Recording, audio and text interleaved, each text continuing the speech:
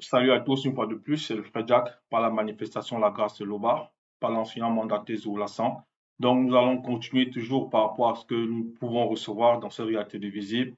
Nous allons parler encore d'un message très important, toujours pour l'avancée spirituelle. Donc si tu es en train de visionner un film, je sais pas trop, si tu es en train de te distraire, c'est cela.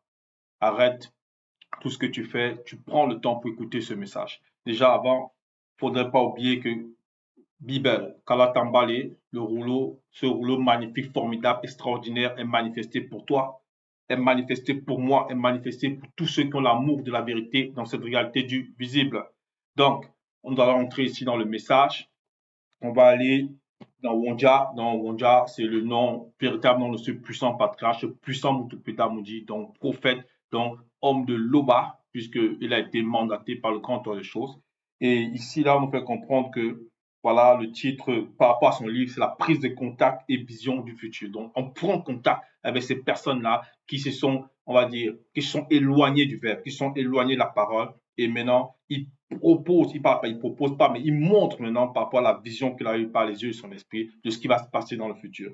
Et par rapport à ce livre-là, nous allons entrer ici dans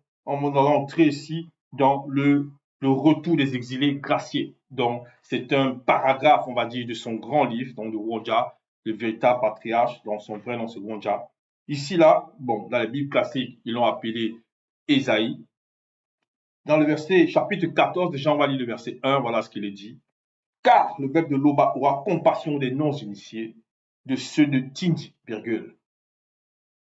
Il choisira et pardonnera aux non-initiés de Tomwanebila, c'est ça, et il les rétablira. Point.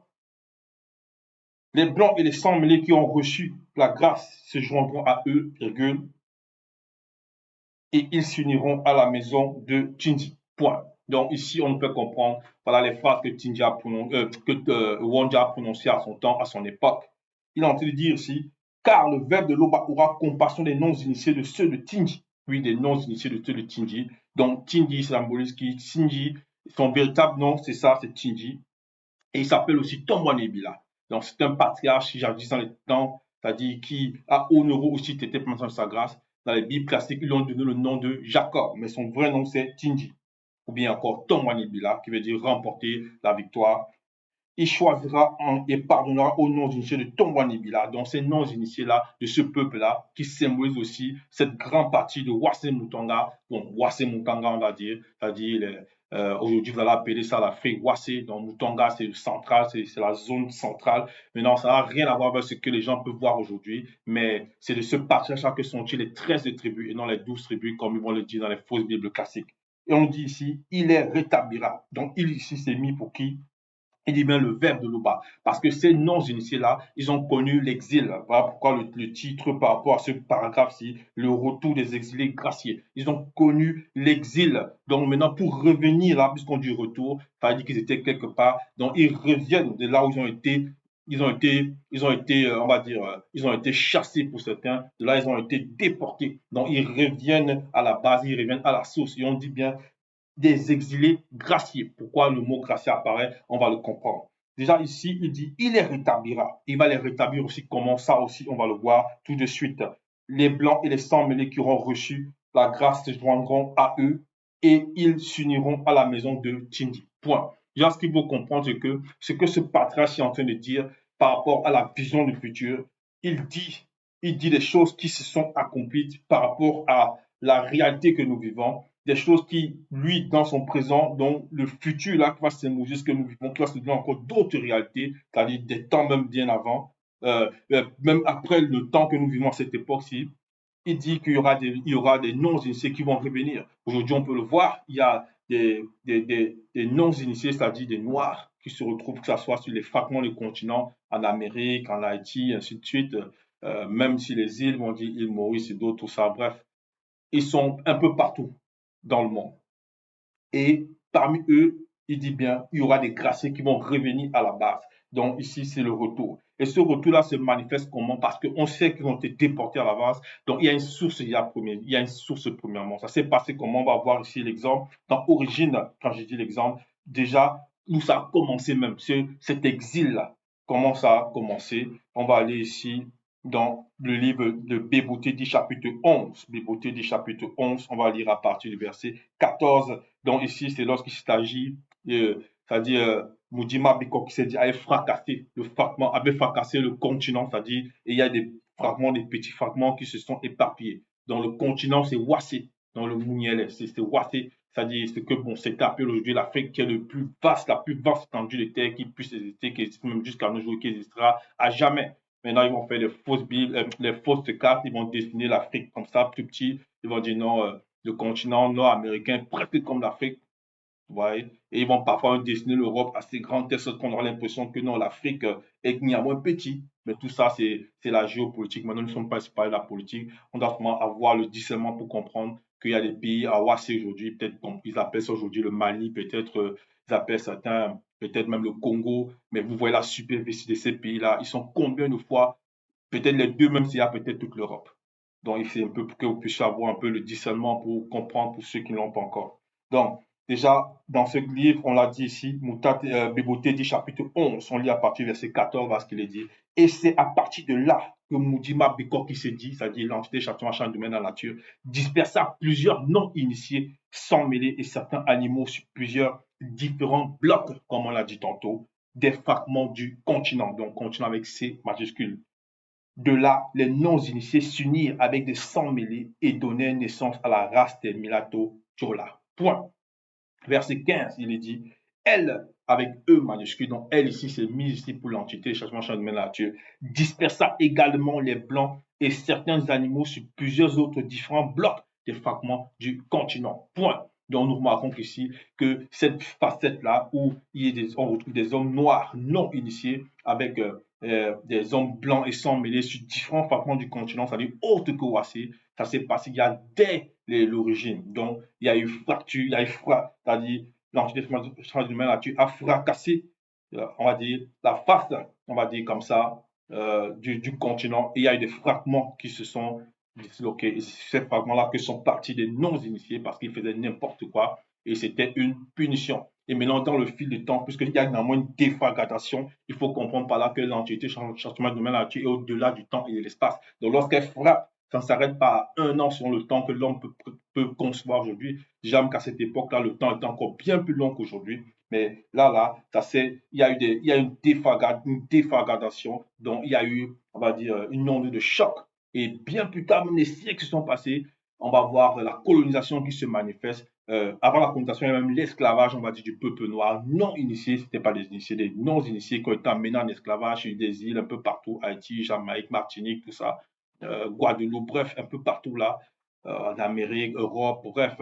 Donc, c'est comme ça que ça s'est passé. Et après même est venue la colonisation, d'autres maintenant vont faire traverser la mer, ils vont essayer de traverser l'océan, ils vont mourir, bon, on va dire l'océan, parce que c'est ça, c'est l'océan, ils vont mourir même dans l'océan, ainsi de suite, parce qu'ils souffrent dans leur pays, parce que ils n'adorent pas le véritable créateur, parce qu'ils prient les Jésus, bref, ces abominations, c'est-à-dire des personnages qui n'ont jamais existé. Ils vont prier d'autres maris dans les églises, ainsi de suite, et voilà ce qui va se passer. Donc, la déflagration est toujours là, donc l'impact ça se reproduit jusqu'à aujourd'hui.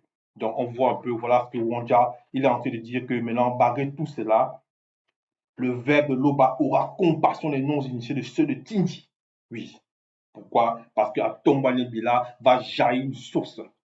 C'est pour ça qu'on dit déjà non, ici, le retour des exilés graciés, parce qu'il faut déjà que cette personne-là puisse recevoir la grâce avant de revenir. Et la grâce va se manifester comment? On va la voir ici, dans le livre de Koudoumane Moula, chapitre 53. Koudoumane Moula, chapitre 53. Voilà. Koudoumane Moula, chapitre 53. Ici, c'est Djok Isabé, le véritable Christ qui est noir, qui est en train de s'adresser. Voilà ce qu'il dit. On va lire à partir du verset 45. Et quand le deuxième, il dit bien, et quand le deuxième sera venu à son époque, virgule,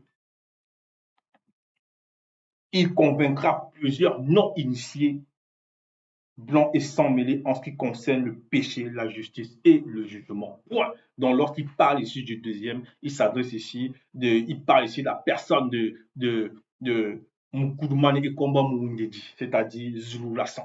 C'est lui le libérateur. Donc, il fait allusion à lui ici, donc c'est lui le deuxième Donc, il dit, lorsqu'il va se manifester en cette époque-là, il va convaincre. Donc, dans le convaincre là, comme on peut l'imaginer, ce n'est pas qu'il met attacher les gens par la force ou bien par les cordes, ainsi de suite. Non, c'est la parole des vérités. Ce sont ces phrases-là qui frappent ces personnes et ces personnes-là qui ont déjà une certaine, on va dire, ils ont la loi morale, ils ont la loi morale, elles ont la loi morale en elles et elles vont néanmoins reconnaître la vérité. Et c'est là maintenant le verbe maintenant va leur présenter c'est quoi réellement la vérité. Et c'est à partir de là que ces personnes viennent maintenant à la vérité. Donc c'est ça, la grâce déjà, c'est que cette tête extraordinaire manifestée de la source de la descendance de Tombalibila et maintenant la défagradance, donc on va dire l'onde de choc que le moulé dit manifeste par les phrases, par les paroles, donc par le verbe de l'Oba dans le visible, ça va se répandre maintenant. Et c'est là qu'on va voir beaucoup qui vont se lever, qui vont même, on va dire, des non-initiés graciés, des gens qui font n'importe quoi, vont accepter la parole, ils vont se détourner de toutes ces fausses croyances, toutes ces fausses doctrines. Donc c'est comme ça que ça se passe. Il y aura aussi des blancs, il y a aussi des blancs et des sans-mêlés qui ont accepté la parole, qui ont accepté le verbe. Voilà comment ça se passe. Donc, il y a une maison de la grâce. Et la maison de la grâce, là, maintenant, elle sonde les cœurs, elle sonde les reins, elle sonde les consciences. Voilà. Et la personne, maintenant, lorsqu'elle est trouvée digne, elle vient au verbe de tété. Donc, ici, verset 1, et les rétablira, les blancs et les sans-mêlés qui auront reçu la grâce se joindront à eux et ils s'uniront à la maison de Tindi. Point. Donc, on va aller dans le verset 2, ou en déjà 14, verset 2. Les peuples initiés les prendront et les amèneront dans les temples sacrés après purification. Point. Oui, pourquoi les initiés? Parce que les initiés, ce qu'on doit comprendre, lorsque lui parle ici des peuples initiés, oui, l'initié en fait consacré dans cette époque. Et par rapport à ce que lui dit ici, Wanda, nous, dans notre temps, on doit comprendre que la purification se fait par le verbe. La purification se fait par l'obéissance aux paroles, aux recommandations qui émanent du Mouledi, donc de l'enseignement qui émane de Tété, donc par la sa volonté, par son verbe. Donc c'est comme ça. C'est en obéissant maintenant que les peuples initiés là, c'est-à-dire lui répond sur ce peuple initié, quoi que la nature, quoi que l'océan, quoi que tout ce qu'on peut voir là, on ne va pas les traiter de peuples, c'est néanmoins des consciences qui sont aussi initiées. Mais ici là, ce peuple-là, on dit ici, les prendront, donc, pendant qu'ils les non-initiés et les blancs qui auront accepté la parole, et les amèneront dans les temples sacrés après purification. Donc la purification vient comment? La purification vient par l'obéissance à la parole. La purification vient par l'obéissance à la parole. Pourquoi ils doivent être purifiés? Pourquoi? Et on dit bien ici, après purification, parce qu'on dit, il dit ici, les peuples initiés les prendront et les amèneront dans les temples sacrés après purification. Parce que logiquement, selon la loi, aucun être n'a le droit d'entrer dans le temple sacré des initiés s'il n'est pas pur, s'il n'est pas pur. Pourquoi? Ça va symboliser à notre niveau, parce qu'on peut comprendre deux fréquences. Déjà, on va aller ici dans le livre de Koudoumane pour voir un peu la première, donc par rapport au charnel, par rapport au physique. Dans Koudoumane Moula, chapitre 24. Koudoumane, c'est-à-dire l'évangile caché du Christ, chapitre 24. On va lire ici à partir du verset 15. Donc, le titre par rapport à cette partie ici, c'est Jokisab étant le temple sacré des initiés. Donc, pour ceux qui ne connaissent pas l'histoire, le véritable Christ est entré dans ce temple-là. Il a vu des gens qui pratiquaient n'importe quoi. Et on va lire ici. Il trouva dans le temple sacré des non-initiés. Donc, il trouva dans le temple sacré, le temple sacré là, c'est le temple sacré des initiés. Mais il a trouvé des non-initiés, vendeurs de bœufs, de brebis et de pigeons. Et des changeurs assis, donc les gens qui changeaient l'argent, comme on voit dans les faux assemblées aujourd'hui. Mais là, c'était le temple sacré des initiés. Donc, c'était une représentation pour montrer que non, ce qui est impur ne peut entrer normalement dans ce qui est sacré. Et verset 16, ayant fait un fouet avec des cordes, il les chassa tous sans les fouetter en tant que l'homme livré à lui-même de l'enceinte sacrée que les brebis ainsi que les brebis et les bœufs, c'est-à-dire que ce soit les hommes ou les animaux qui étaient dans qui pratiquaient cet acte-là, c'est-à-dire les échanges, ainsi de suite, les ventes, bref, toutes ces choses-là, il les a mis hors, il les a fouettés. On dit bien en tant que l'homme spirituel. Le fouet là, ça va symboliser quoi? La purification. Ça va symboliser ici la restauration. Donc c'est ça. Voilà pourquoi, lorsqu'on revient dans Wonja, on doit comprendre que les peuples initiés là, lorsqu'ils ont pris ces non-initiés graciés, qui ont accepté la parole, et lorsqu'ils ont aussi pris ces blancs et sans mêlés qui ont accepté la parole, pour qu'ils pénètrent dans le temple sacré, il fallait qu'ils soient purs. Parce que dans une autre facette encore, le temple là, Jokisabe lui-même l'a dit, que ces personnes-là vont détruire le temple, mais lui va le restaurer en 3 jours. Et comme on sait que lui, l'initié en chef consacré en chef, le mandaté de l'Oba, dans cette réalité, donc initié en chef consacré en chef avec Zoulassan, on doit comprendre que c'est des êtres qui sont au-delà même de la sainteté.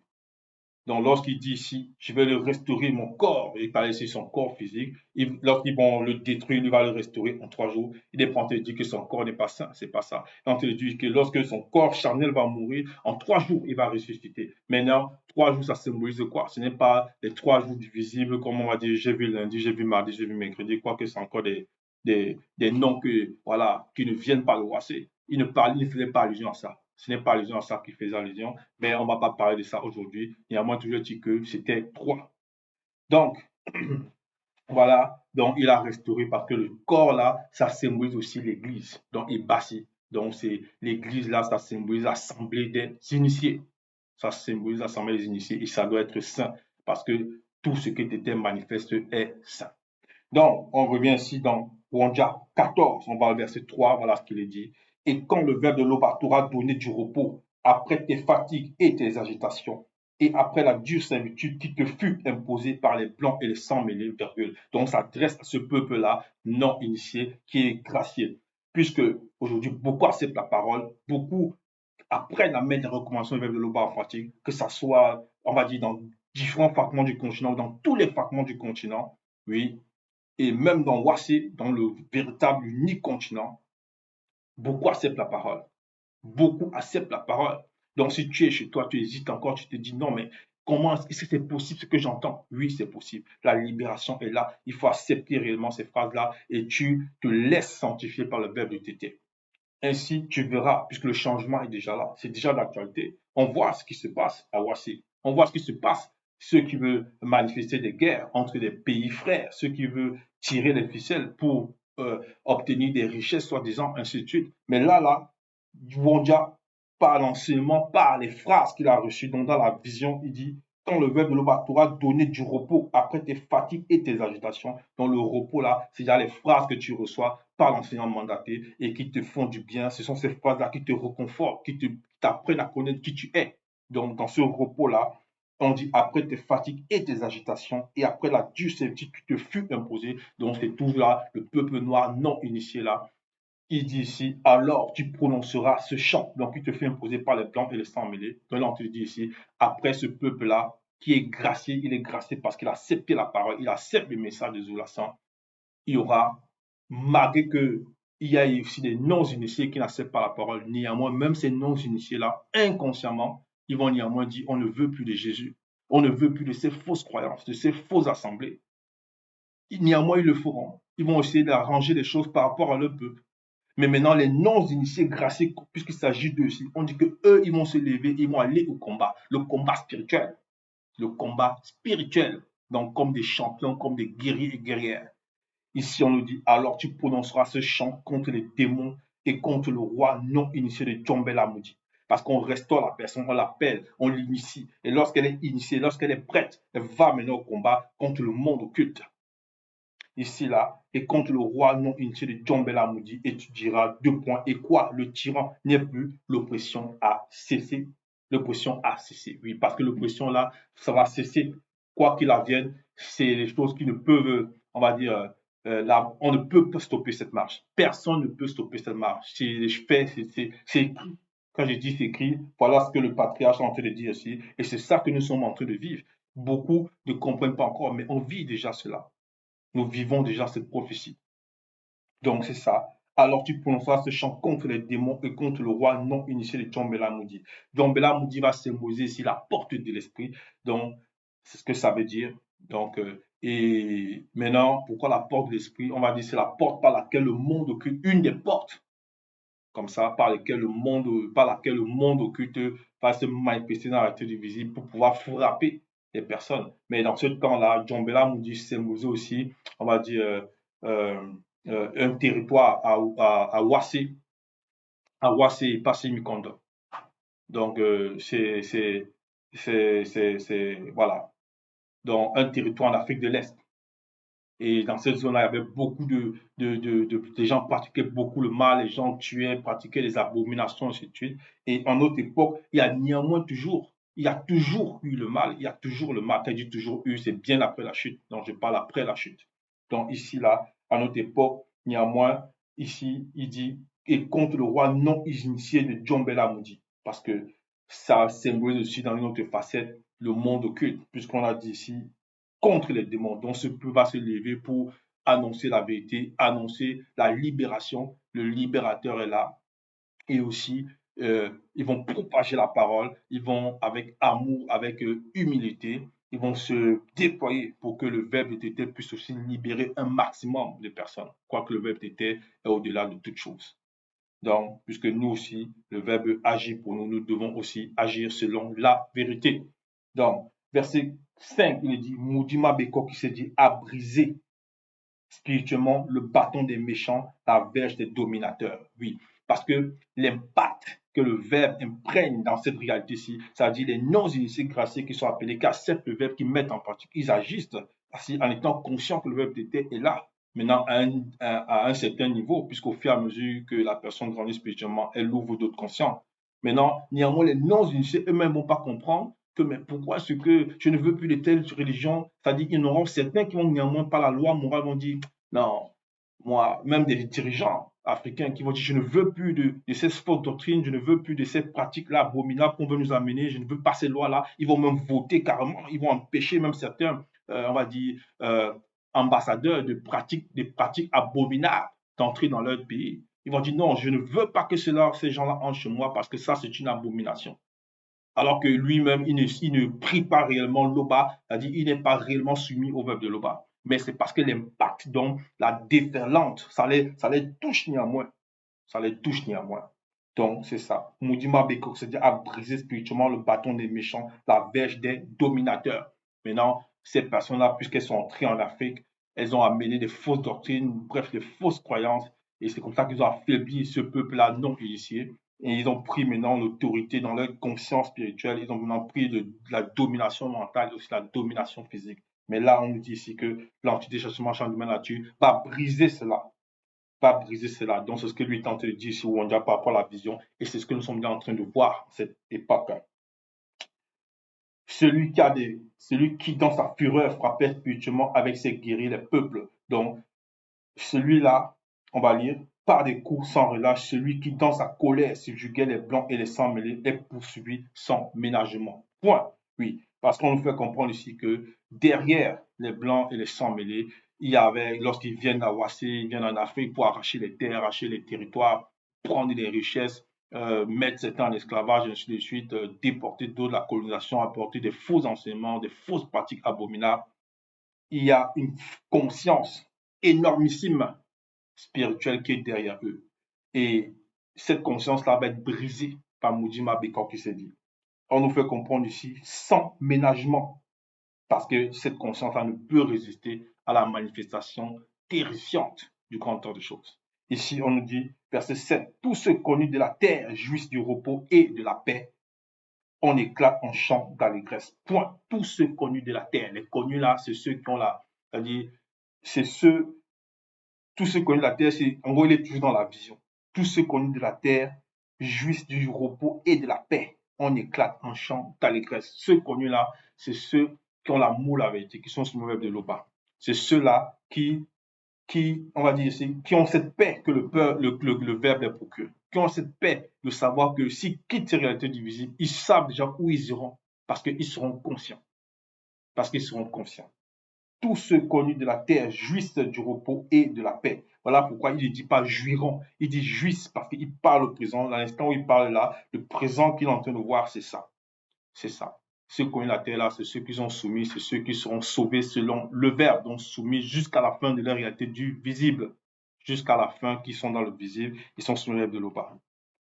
Verset 8. Les cyprès, même les cèdres se réjouissent de ta chute.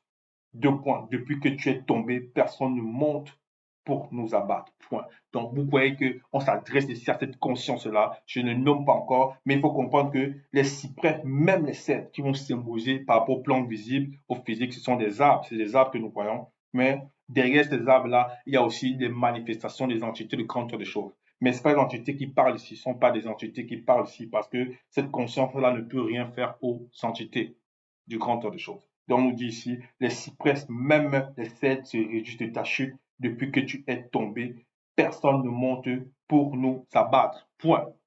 Oui. Donc, nous devons comprendre que ça, c'est une situation qui est irréversible. Le verbe de téter est au-delà de tout ce qu'on ne peut concevoir ou imaginer. La libération est en marche. Donc, si toi aussi, tu écoutes ces phrases et que tu veux apporter, on va dire, selon le verbe de l'Oba, dans ton humilité, dans ta purification, si tu veux laisser le verbe réellement agir là où tu te trouves pleinement, laisse simplement le verbe te transformer. Téter se glorifie toujours. Ainsi soit-il.